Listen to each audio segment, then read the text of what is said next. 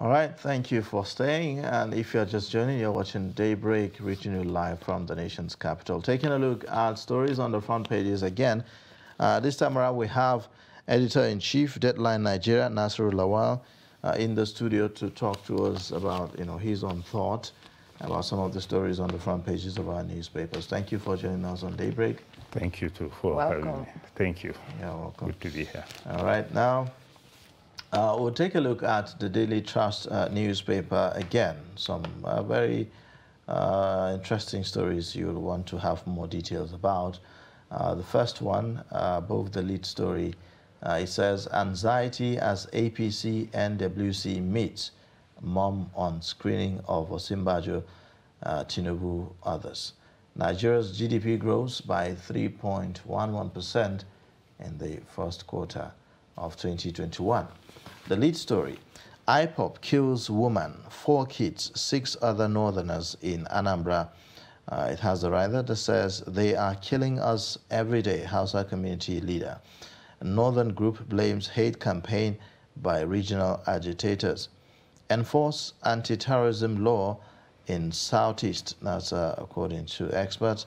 Communities shielding criminals, police commissioner. And then you also have, beside the pictorial there, that shows you looters shouldn't escape justice again. Buhari warns judiciary. Court stops governors from tampering with local government funds.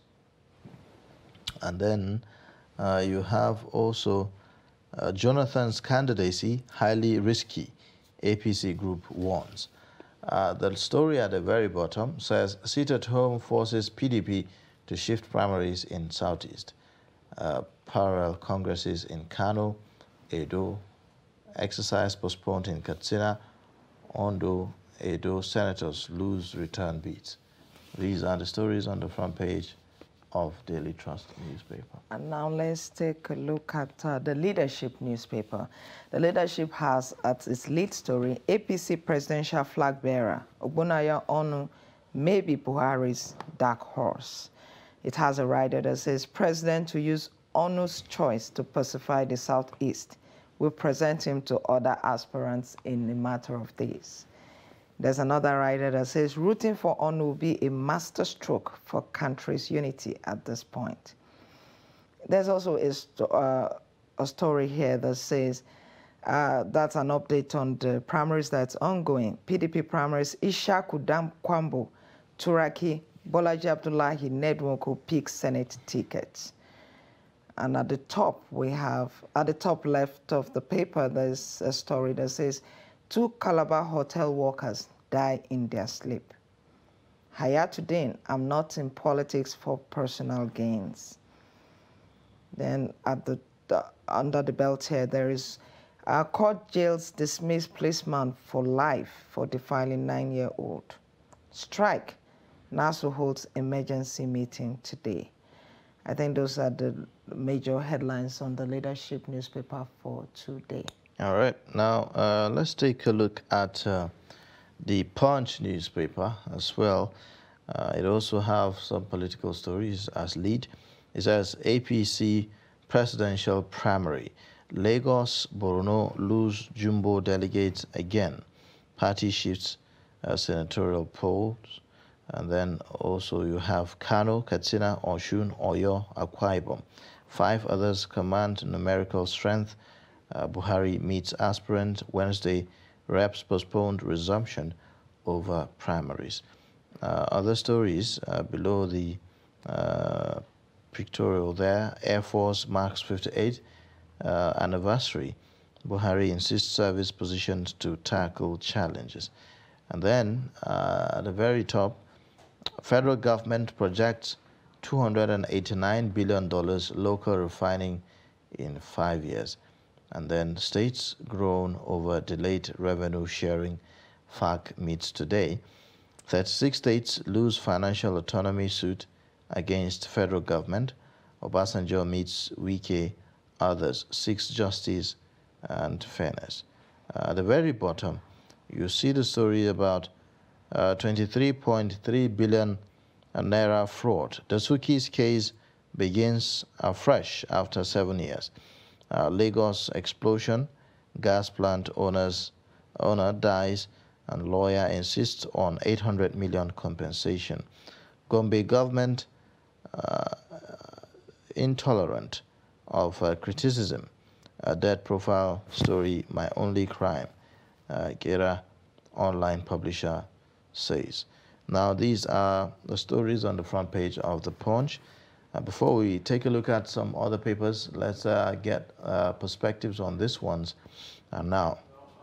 Well, thank you so much, Nasiru, for joining us again on the show. This morning we have quite interesting stories. I want to know how you think or respond to the one about Dasuki, 23.3 billion naira fraud case is resuming after 7 years. What do you make of this? Actually, what they are saying is that they are going to start the case all over again. So maybe the first thing you'll want to ask, what happened to all the things that happened in the court? What happened to the resources that the government has expended and all that? Probably it's like this administration trying to maybe pass it on to the incoming administration to take over, because I don't see how you will be able to finish this case within the remaining days of the current administration. Yeah. Looking at the fact that the first one took quite a number of years, in court before it was, squashed. Well, in your view, what do you think changed? Maybe they're looking for a political solution, because he has made his own argument in court. The government has also made its own argument. So at what point did some of the issues change? Maybe that's what people will be asking. Or maybe there are more revelations, more evidences with respect to that. Well, it takes 7 years for you to come up with new revelations. Then what have you been doing in the past? That's what so many people will be asking. Well, and then the prosecution, when they go back to court, they're going to start afresh. So taxpayers' money is going to go into all of this all over again. Yeah, that's what we are saying. And are we even sure that this is going to get to a logical conclusion at this point? Maybe not within a year. That's why I'm saying maybe the current administration is trying to pass it on to whoever is going to come on to face that. All right. Now, there's also the story about 36 states losing financial autonomy suit against federal government. The whole issue about separating states' allocation with that of the local government autonomy and all of that. Those are conversations that we have had for, only God knows how long now. I think that's a very important ruling. So many local government chairmen are now happy. They will be able to do so many things which they have not been able to do because the governors are virtually in charge. You can't do more than pay salaries. Even the salaries, you have to wait for the governor to approve what is going to come to you for you to pay your own workers. But with this ruling, I see the local governments now being able to do more than pay salaries. Another thing to worry about is whether or not at the local level there are these checks and balances. There are these, institutions that can actually checkmate the local government chairman themselves, because it's one thing to release funds to them, and it's another for them to actually put it to good use, to the, for which it is, meant for. Actually, we can make the same argument in the case of the states. Have the state houses of assembly been able to, put their governors in check? That's what people will be asking, because if you look at the local government level, yes, they also have their own councillors. They can do whatever they want to do within the law to be able to put the local government chairman in check. But if we are to say the local government chairman will be lording it over the councillors and other staff in their local governments, then the same thing is happening in the states. Don't forget what happened not long ago when we were talking about autonomy for state assemblies. So many of them said, no, we are not interested. Why did they say that? Because the governors are not happy to hear things like that. So honestly, that's my take on that. So long we tolerate what is happening within the states, we should also give them the benefit of the doubt and see. But do you even see the governors taking this line low? Because with all the pushback that we have had in the past, do you think that they would respect this ruling and allow it to go? They should, because this is the Nigerian... You don't see an appeal coming? Of course there will be an appeal. I think this will go up to the Supreme Court level. But now that we have this, I think it's a step forward. And the local government chairman and all the other stakeholders should also, be pushing for their own arguments so that the people will know why they actually need this autonomy to be able to discharge their mandates. But in any case, I mean, even with this autonomy, there are certain things that the local government can still not do. If you take a look at the conversations about, taking off certain items from the exclusive legislative list, to the concurrent, and then further down. What can the local government do, as it were, right now with the current status quo that we have with the monies that it is, being allocated to it? That's what I said earlier. All the monies being allocated to them, do they get to receive all these monies? No. If they are to get it now? If they are to get it, there are so many things that they will be able to do. You have primary health care centers, you have all these community roads, you have sanitation, you have so many things that they can actually do. Like when was the last time, you see a local government in this country being able to run a PHC effectively? It's very difficult. And like primary school education, they're actually the ones in charge. Have they been able to do much? No, because they are not getting the funds that they should be getting. So, and I'm talking about managing, say for instance, public schools, especially at the local level. That is at the heart of some of the issues that we're dealing with currently, isn't it? Yeah, but they have been able to do that in the past. So with all the right, things put in place, like them getting the money, we have all the anti-corruption agencies, we have other forms of regulatory agencies, that can actually follow this money and see where they are spending them. If they run foul of the law, then... It looks like a new dawn, a good one for that matter, for the local government. My own is, I do hope that they'll also manage it well. I hope that we don't see a situation where they start acting just like the governors that we have been complaining about. Well, because they are very close to the people, honestly, there are so many things that the local government chairman may not be able to get away with. They know your house, they know your people. It's not like the case of state governors. Some are very far from the center. Way up there. Yeah, so you hardly even see them. There are some local governments that maybe the governors will not even visit, in the course of their tenure, at least officially, because maybe there is nothing to do there. But there are also some local government chairmen who do not stay within their local government. Yeah, that's because they are at the mercy of the governors. If you are in the good books of the governor, you can do as you like. And that's because you have to respect what the governor wants, because he is the one bankrolling you. When in actual sense, the Constitution said you should be getting your own money. So if you are getting your own money, why do you have to follow any person that he has his own mandate and you also have your own mandate?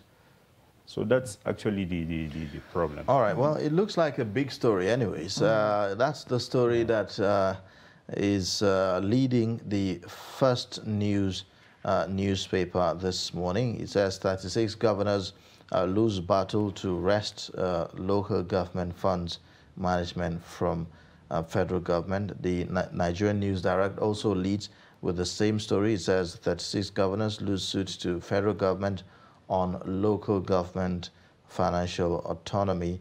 NFIU to report all transactions on local government joint accounts to ICPC and EFCC. Perhaps that will also help with the issue of accountability and transparency in the whole process. Yeah, that's what I mentioned earlier. The anti-corruption agencies should also be able to follow these monies and see where they are being taken to.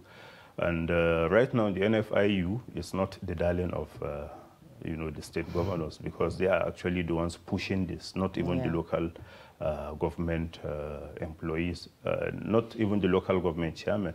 So, and if you look at the details, some of the things that they actually recommending or proposing, there is a certain limit, to even withdrawal from the joint accounts. 500,000 which shouldn't be more than 500,000.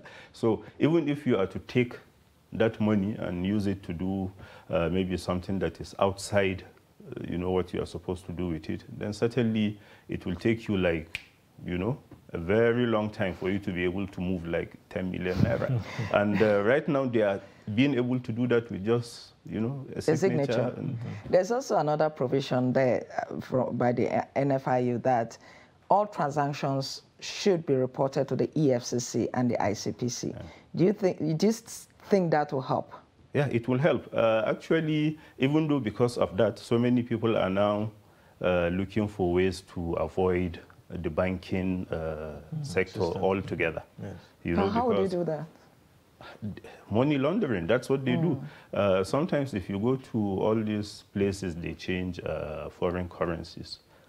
You see people coming with millions of naira, and then they will be mopping all the dollars. Because dollars, because of the what, it's easier to hide, maybe more than the naira, especially now that it's exchanging for close to 610 naira for just a dollar. So that's what they have been doing. I mean, after all, we've heard stories about how money is being hidden, in tanks, in sockaways, under the bed, in all forms. Honestly, that's the one we are even... In fact, we've even heard that snakes have swallowed and honestly, that's even the ones that we are able to come about. There are so many, I want to believe there are so many resources, maybe gold, or even monetary, that are being hidden, that because of maybe those who have done that have now died, you don't even get to hear about it. There are so many things that we may never get to know because those who did all that have gone with. And all that money that could have been used to do something goes to waste. So many things. Now, talking about corruption, the Blueprint newspaper has some quite interesting stories. It says, EFCC chair, corruption cases should no longer be lost on technical grounds. You also have the lead story that says, Adamu, non-assent to amended Electoral Act, not ploy to elongate Buhari's tenure. It's too late to sign, election observers tell Buhari. Status quo ante remains, APC professionals. President did nothing wrong, and that's according to lawyers. Court strikes out Emefiele's suit. You'd find details of that on page 6. Other stories, Malagi has capacity to govern Niger. That's according to campaign DG. Presidency, Wajuba backs consensus for APC flag bearer. And then you also have other stories that says ripples as a foreign rise from Lagos seaports found in a warehouse. And then states lose as court gives control of funds to local governments. Nigeria records 3.11% economic growth in the first quarter of 2022 rather, according to the NBS. And then Fidelity Bank partners union systems for optional trade finance operations. ASU strike, action aid wants federal government to declare state of emergency on education. IGP warns AIG Don. Auna condoles with the family. These are the stories on the front page of the Blueprint newspapers. So now that the EFCC chair is saying that corruption cases should no longer be lost on technical grounds, maybe we will be able to secure conviction on the Dasuki case now that it is, starting all afresh, is it? Yeah, but maybe what we need to look at is all these technical grounds that he's talking about. How do they come about? Sometimes it's because of their own lawyers. They are the ones giving the courts all the room to be able to do that. But I want to believe that maybe what he's trying to say is maybe the judges should be more patriotic, rather than throw out a case based on technical grounds. They should look at the merits, and maybe continue with them, so that, because that's what actually corrupt politicians do. They are always looking for all these technicalities, so that they get away with.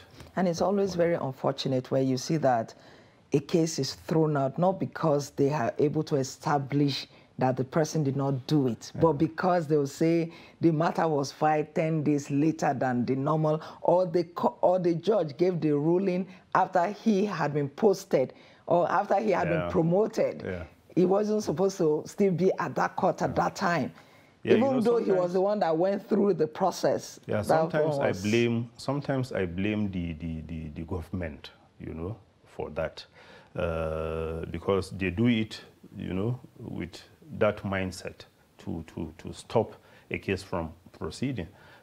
Because why should you? We're not saying that judges should not be promoted, but why should you do that in the middle of a case that they are handling, which that by doing that you will be What did the judges case. do for promotion at that time? That's what we are saying. Is it that is it after, or is it because of the case that you now know that is due for promotion? This is something that you should know. And delaying something for a month or two, I don't think it's going to hurt. All right. All right. Now we'll take a short break, and then when we come back, we'll continue with our review of the papers of today. Please stay with us.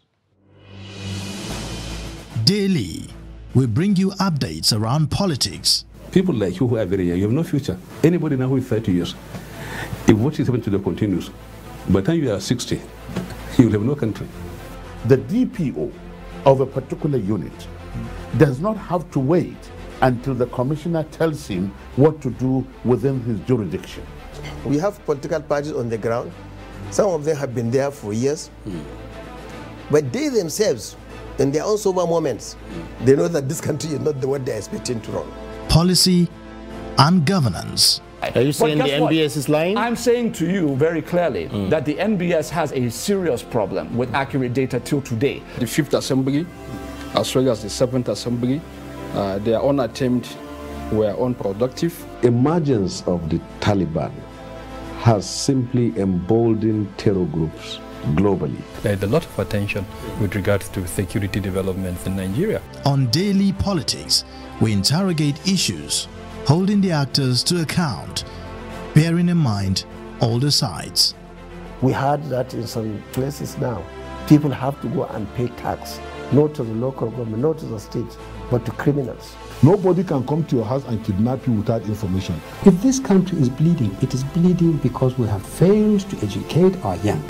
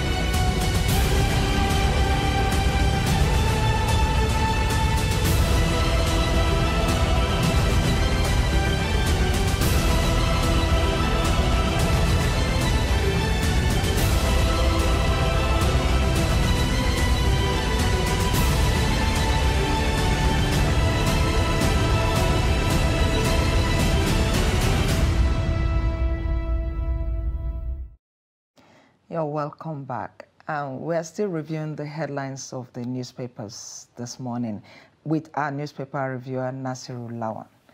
Nasiru, so let's look at the headline of the Daily Trust newspaper. IPOB kills woman, 4 kids, 6 other northerners in Anambra. And just, there's also another story under that. Sit at home forces PDP to shift primaries in Southeast. Both of them are related, considering that the people behind them are the same, the IPOB. What do you think is happening? It appears that the attacks by the IPOB has increased.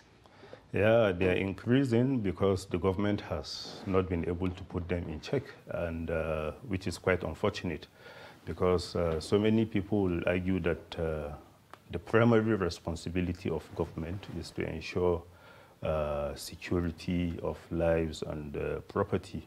And so far, the government maybe has not been able to do that to the satisfaction, that we will expect. Killing a woman, 4 kids, and 6 others is bad enough. They don't have to be northerners, for that to make news.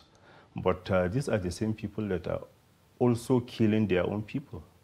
So probably they are like misguided. They don't even know what they want. They don't even know how to go about the agitation, because I don't see how doing all this would help their cause in the long run. Except that this time around we are facing a bit of a contradiction somehow, in the sense that in one breath we hear the leader of IPOB, Nnamdi Kanu, say, well, he's not happy with the dimension of violence, in the southeastern part of the country. We've also seen statements by the spokesman of IPOB saying that, look, distancing IPOB from the violence, accusing certain persons of hijacking or maybe being behind the killings and the maiming of some of the indigents there. So how would you respond, or what do you think about this? Well, it's possible he has lost control of the organization. It's also possible that some people are hiding behind the IPOB agitation to actually do all this. But like I said, it boils down to the inability of the government to actually do what it is supposed to do. Because no matter who is behind this killing, it's the responsibility of the government to stop it. It appears the Southeast governors are overwhelmed at this point, because the people listen to the IPOB. When they say sit at home, the governors will come out and say don't sit at home. But these people sit at home. Well, unfortunately, we have lost our monopoly, even for the instruments of violence. When the government tells you something, it may not even carry out that thing that it's talking about. But when these criminals, tell you not to do something and you end up doing it, before you know it, they are coming for you. So that's what I'm saying. If the people feel that they are more secured, respecting what all these criminals are saying, then the government is the one that is losing in the end. Because the government is telling you to come out, and then there is no provision to guarantee your safety. And these people are telling you not to come out. And when you do, you see the consequences. But there's this thing that bothers me too. Are all these governors saying truly they cannot handle this? Because these are criminals. No matter, I don't want to believe that they have the resources that state governments have. Well, the first thing they will tell you is we are not in charge of the security agencies, unless if they are the ones doing it. Because sometimes when a state is facing all these protests from all these right groups and what have you, the same governors will be the ones sending security agents after them. But to do this, they will start telling you that no, we need to clear from the top. We need the approval of maybe the president to be able to get the soldiers on the street, which is yes, as far there's as this I'm concerned. argument that they always give that they are not in control. But I don't believe that state commissioners of police in a state, I don't believe they don't listen to governors. They do. They do, but honestly, there is a limit to what they do. Maybe listening out of respect and not necessarily... No, but you also said something now that when maybe an activist is after them, they are able to... they're able to order your arrest through these people. That's what I'm saying. But when it's the interest of the center is at stake, then they may not be able to do the bidding of the governor.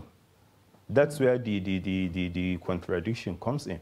Because if the president wants something, the police being under his control, honestly, there is nothing the state governor can do to stop that. So maybe that's the argument that they will want to make. So what can they do at this point? Well, maybe they continue pushing for the state police that we are talking about. That's a long process. These killings are ongoing. It's a long process. It's a long process. But so many of them are having all these vigilantes, you know, and other ad hoc arrangements. You know, talking about vigilantes, right?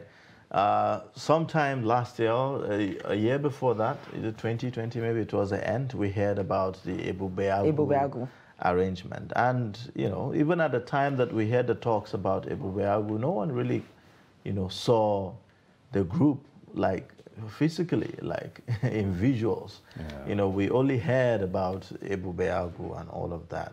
If you compare to what's happening in the southwestern part of the country, their Motekun arrangement where you could actually see them, you know, up and about and all that.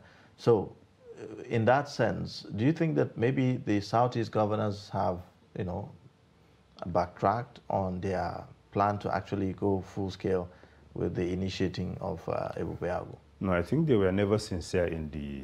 Was there even Ebu Beagu?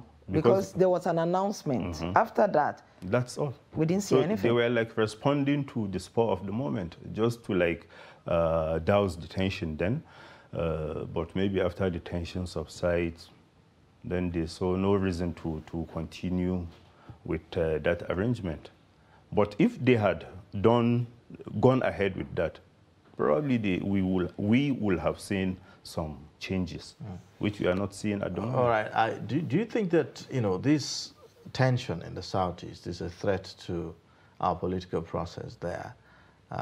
Because like right now, we're already seeing that PDP is postponing, you know, primaries on the account of sit-at-home order. But again, I ask the question that if, you know, the state cannot really control something about the sit-at-home order on Mondays. Like, we already know that the sit-at-home is on Mondays.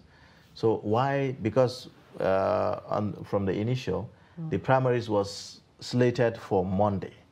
On a Monday that is a sit-at-home order and all of that. So hey, how do you, you know, reconcile this, putting this side by side? Well, you can see even the police are now saying that there are certain things they cannot do on Mondays because of the...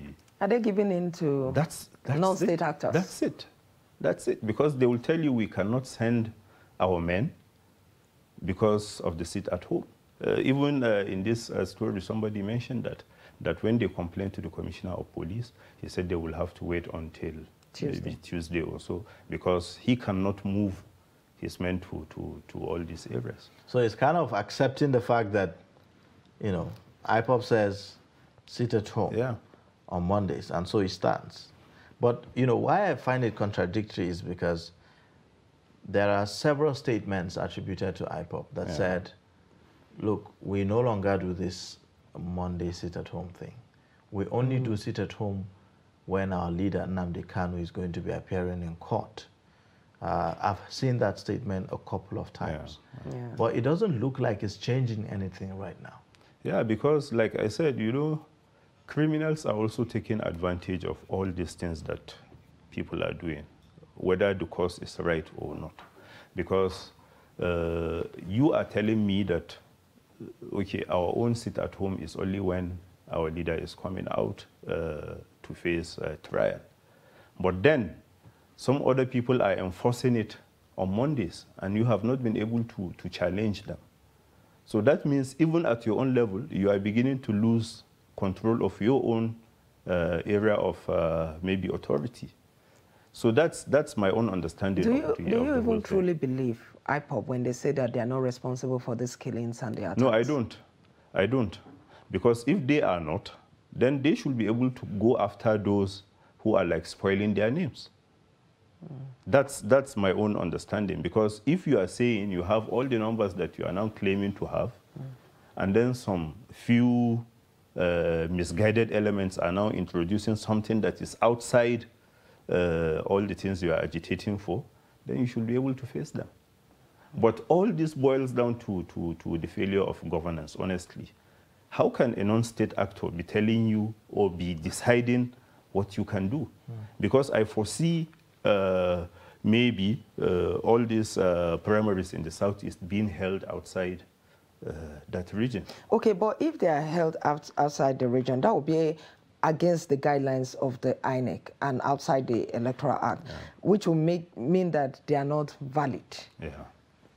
What does that mean for the electoral process in that region? Honestly, what I expected IPOB or anybody, that has one or so agitation to do is to take advantage of the political process. If really you have the numbers that you are saying, you are claiming, if really you are doing it for the people, why don't you take charge? Why don't you take control? Through the means of, we are in a democracy. If the people want you, and they believe your argument is sound and maybe superior to all the others, they will vote you in. And then that way you will be able to implement all the changes that you think are absent. All right. Okay, well, thank you so much. At this point, we would end the discussion.